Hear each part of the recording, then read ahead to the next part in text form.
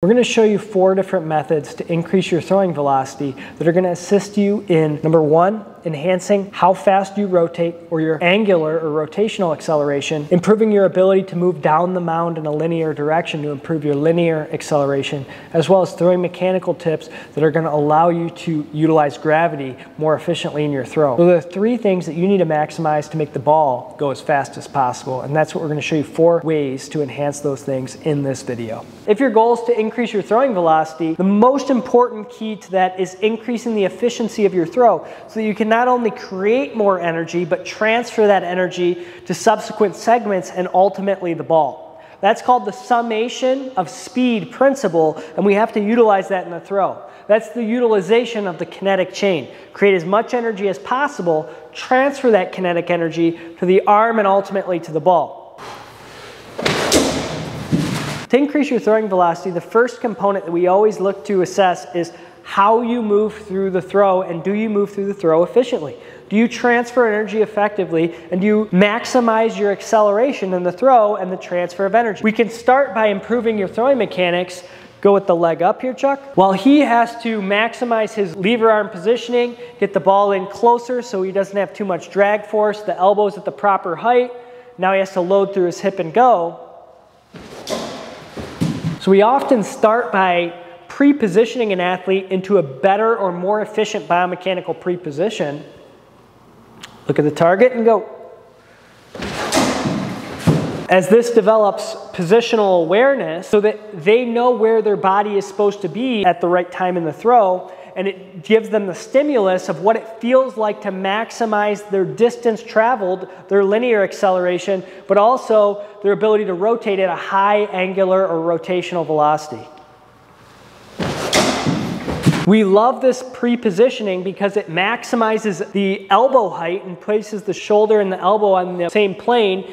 The ball is in close to stabilize the elbow, but also to allow greater rotational speed. We can also train hip loading from here, which is going to allow that athlete to move down the mound faster over a greater distance and allow them to spin faster. 2 of the main components in the throw that result in increased ball speed. Additionally, by having the elbow at the right height, we can maximize the effect of gravity because he's now pulling down with his chest and his arm.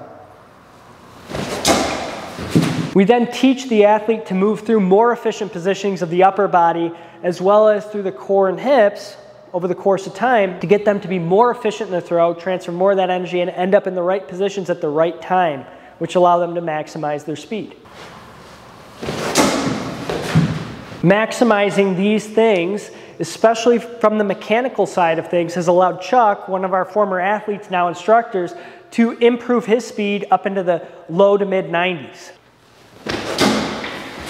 This is effective velocity because he's getting closer to the target, but also efficiency where he's limiting the stress placed on the intricate structures of the shoulder and the elbow at their end range of motion. And it looks effortless. This is our effortless velocity.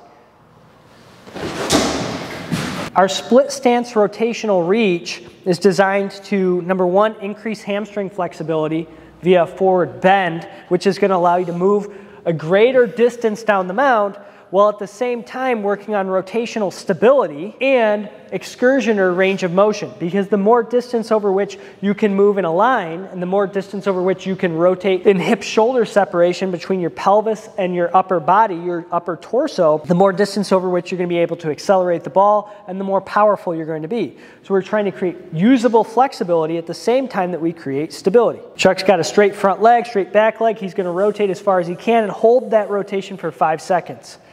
So now he's actually generating hip to shoulder separation with stability via the front leg, via the core, via the back leg. So now he's working on flexibility and strength simultaneously that are going to allow him to accelerate the ball at a greater rate, but also accelerate the ball over a greater distance and with more stability, which is going to allow him to increase his velocity and power output during the throw. You spread your feet out a little bit. So he's able to increase the distance between his feet and also rotate now to the open side as a left-handed thrower. What he showed before was the closed side.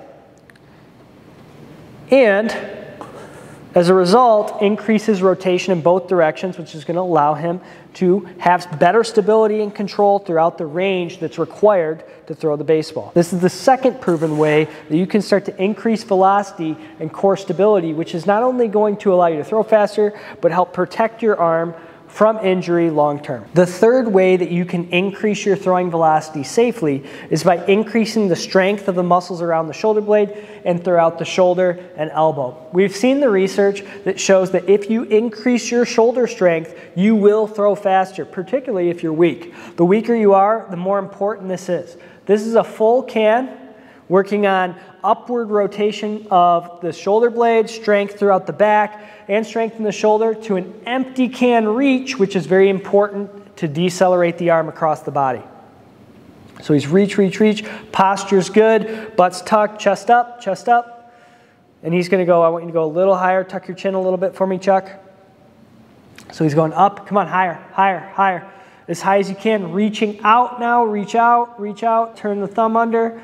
And then decelerate that. And that scales to a lunge stance position. So let's do that in a lunge. So now he's coming up on his Y, turning under and reach, no shrug of the shoulder. We know that increasing your shoulder strength and increasing the stability of your shoulder blade is going to allow you to throw faster. Particularly so if you've increased your core strength through rotational corrective exercise like we do in our corrective exercise program and complete program, and increase your throwing mechanics or the efficiency of your throw like we've done here and like we've done in our phase-specific throwing program and our complete throwing program. That's going to allow you to strengthen the distal chain, the arm, strengthen the proximal muscles, allow for greater motion, flexibility, and ultimately speed and power throughout the throwing motion. Now flex forward, Chuck, flex forward, no shrugging.